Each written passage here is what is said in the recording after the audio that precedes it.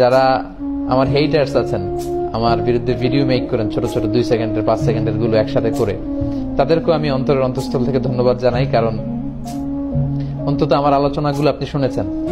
আমার শত শত ঘন্টা ভিডিও না শুনলে আপনি এই 10 সেকেন্ডের 5 সেকেন্ডের ভিডিও বানাতে পারতেন না। তার মানে আমার আওয়াজ আপনার কানে পৌঁছেছে, আপনার ঘরে পৌঁছেছে। আপনি যখন ভিডিওগুলো বাজিয়ে শুনছিলেন, আপনার স্ত্রী, আপনার সন্তান, আপনার কাছের লোকেরা হয়তো শুনেছে। আলহামদুলিল্লাহ যে আমার কথাগুলো পৌঁছে গিয়েছে আপনাদের কাছে।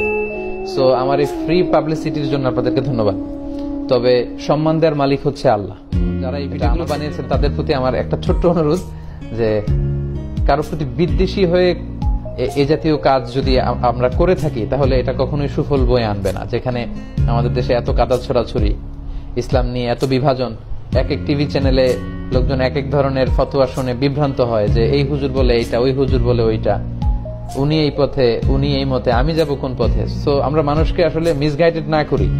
আমরা একজন মানুষের ভালো ভালো দিকগুলোকে যদি এপ্রিসিয়েট করার সুযোগ হয়, সেটার জন্য আমরা করি।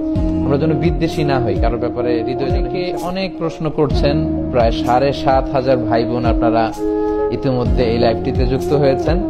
I love you all. আপনাদের সবাইকে আমি ভালোবাসি আল্লাহর জন্য। উহিব্বুকুম ফিল্লাহ। আমাদের এই ভালোবাসা শুধু যেন হয় মহান রবের জন্য, আমরা এই কামনা করি। অনেক অনেক প্রশ্ন করছেন, তো প্রশ্নের যে ধারা আমি দেখতে পাচ্ছি, এগুলো আসলে সারা রাত উত্তর করলেও শেষ হবে না। 2-1টি প্রশ্ন আমি একটু করে নক করার চেষ্টা করবো ইনশাআল্লাহ। আপনি আপনার মতো আগান, ওই ভাইদের আমরা আপন মনে করলো। আচ্ছা, যাই হোক, আমরা প্রত্যেককে ভাই মনে করি।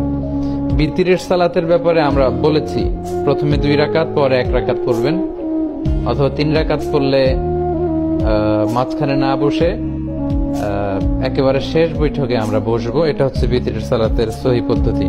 আমরা এভাবে পড়ার চেষ্টা করবো ইনশাআল্লাহ।